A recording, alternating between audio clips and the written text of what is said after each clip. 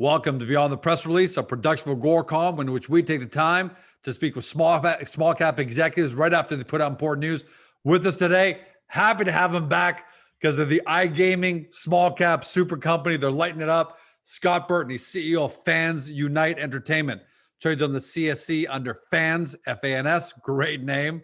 And for our friends in the US, almost a better name, FUNFF. For those of you new to the story, this is going to be a lot of you because as I'm looking at the stock chart, 2021 has been off to a pretty good start here.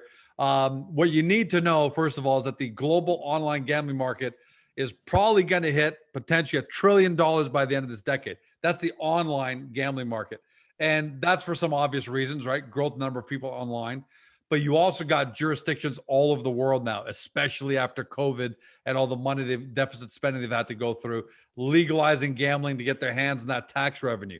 But until now, most small cap investors haven't had a way to participate in that massive growth because let's face it, it's an industry dominated by all the traditional names that we know out there, right?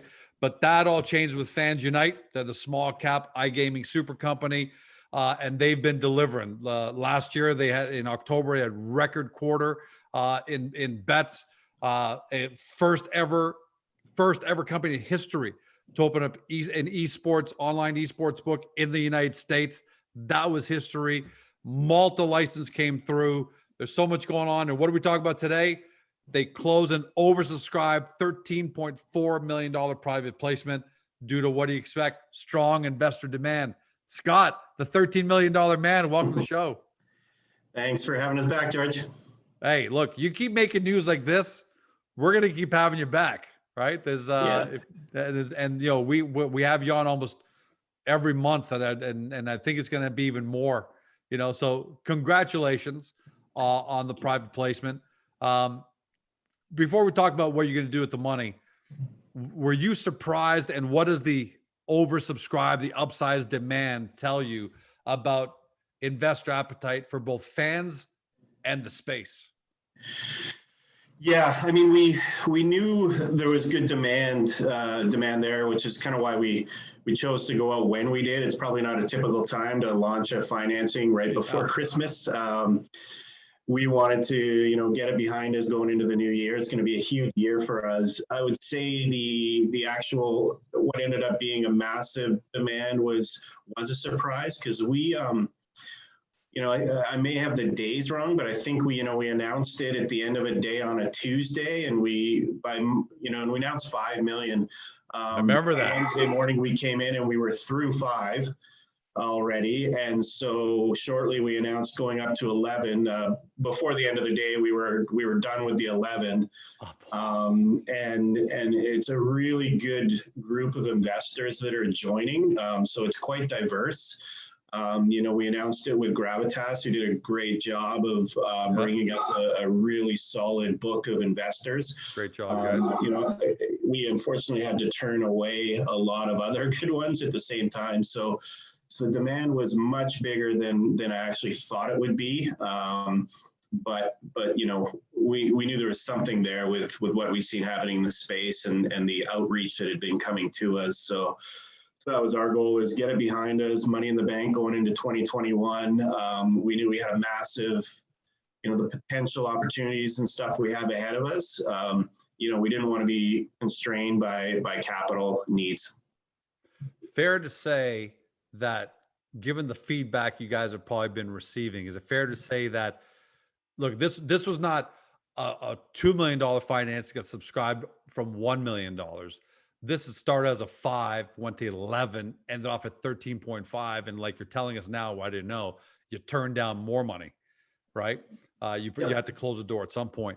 Is from the feedback you got from the investors, is it fair to say that the industry now views FansUnite as the small cap iGaming company?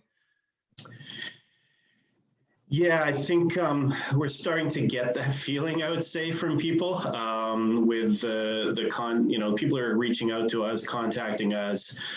It took a while to get our story out there, and we had the help of yourselves and a few others. And so I think people have had the chance now to watch us, you know, as we executed last year, which feels like a long time, but we really only completed our merge in August. I know. So the news flow we've had and the execution, and people now understand that we're, for the size of our team and the size of the market cap, there's a lot under the hood in this business in terms of infrastructure, technology, architecture.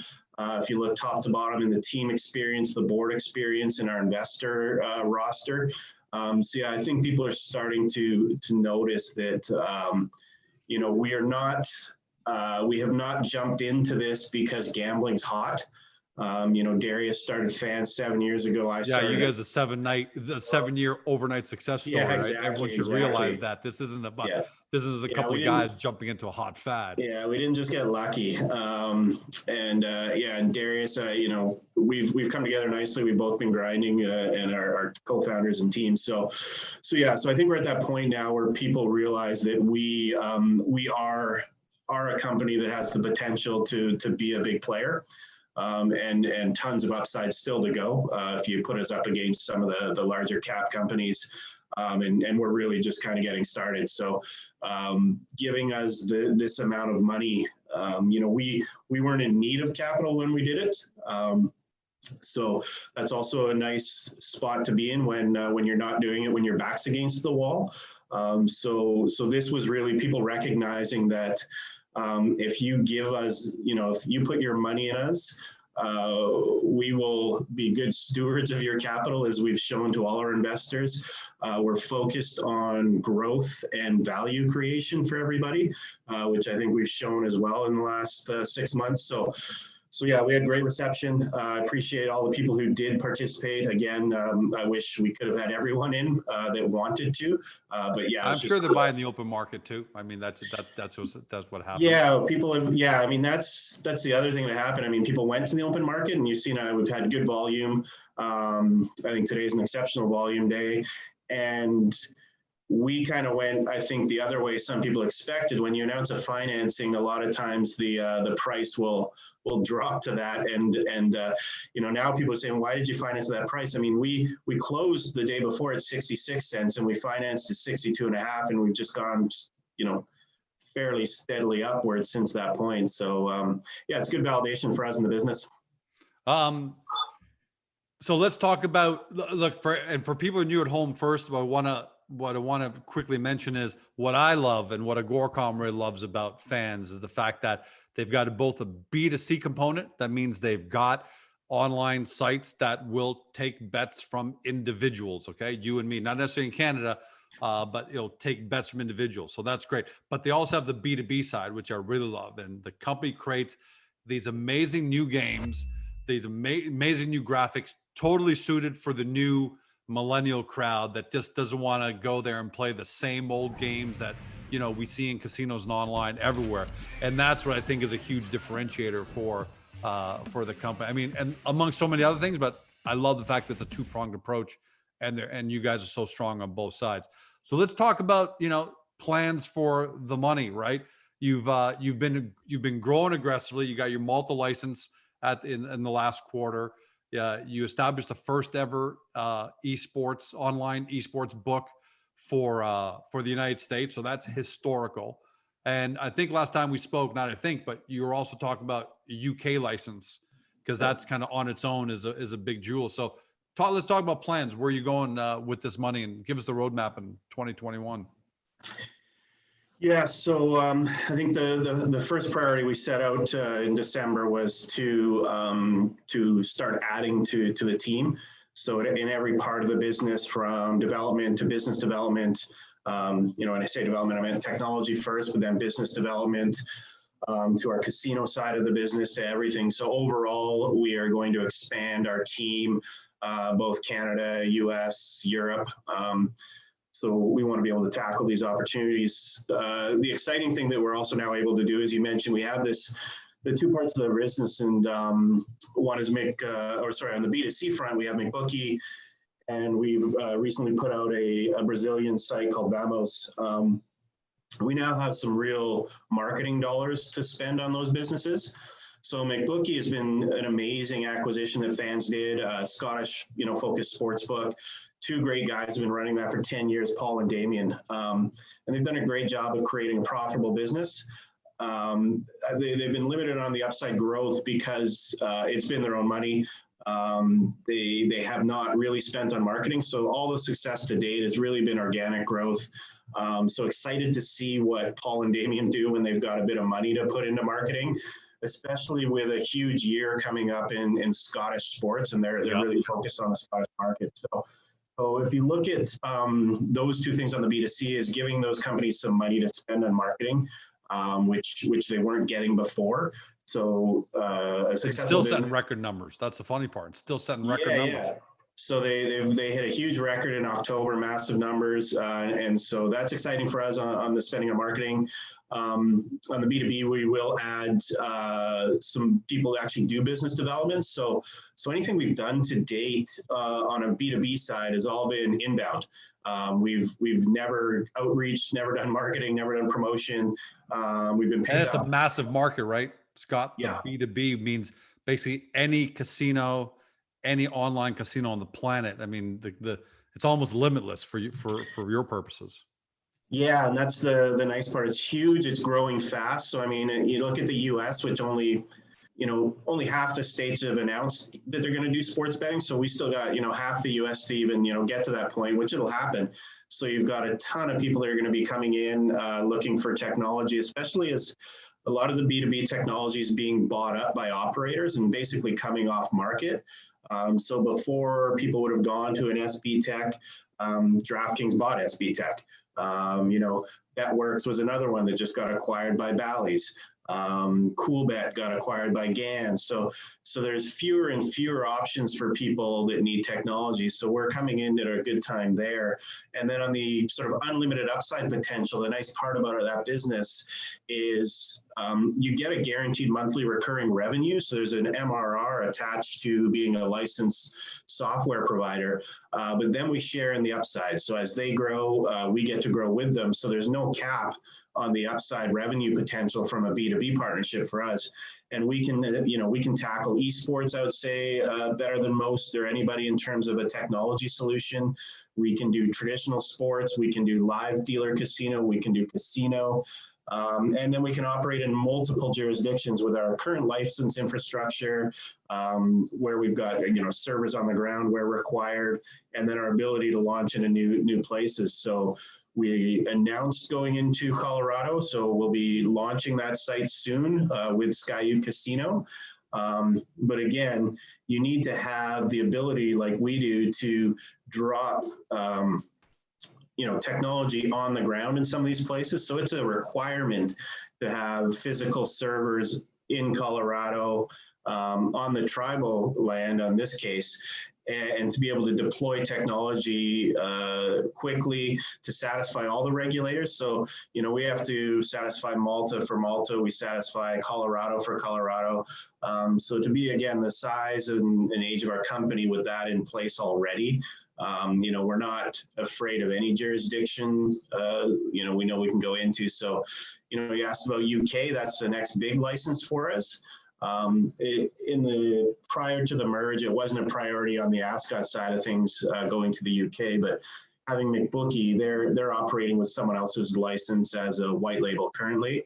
Again, goes back to the size of that business before. With two guys, they didn't have enough people to cover all the key roles required necessarily and have the right infrastructure. So that's what Fans brings to the table with these acquisitions of a group like McBookie, is we bring all that, the team and the infrastructure. So now, we can acquire a license for them, take a significant cost out of their business as we're growing the upline at the same time. A lot of people might be tempted, and we're not going to talk about stock price, but I'm going to mention it. As we're talking right now, the stock's trading at $1.20, right? So there could be a lot of people who might be looked at and say, wow, that could be it for Fans there. That's what a great move since the fall, but not talk about stock price, but the business with the success you had in Q4, with this financing closing, and knowing your pipeline, the demand for your B2B side, B2C, you don't always know the demand because you don't know who's going to come in and compete and do those things, but it's still a great market, don't get me wrong. But B2B, I think I love it. Where do you see the company, 2, 3, 4 years down the road? Is it basically unrecognizable compared to where it is today? Yeah, I think it will be. So there'll be a combination of things. One is, coming into the merge, we had a B2B platform that was really focused on esports.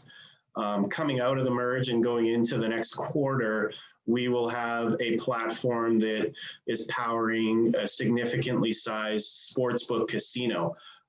So as soon as we launch that, that's a major change in the business, and that changes the revenue potential of us pretty dramatically.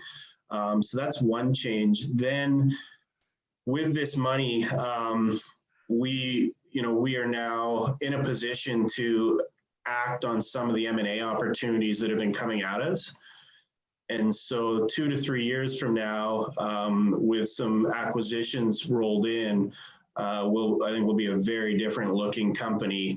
And I think we'll be having a different conversation about size, if you do want to talk price, but also about who our direct peers are, as opposed to who we're trying to get close to today.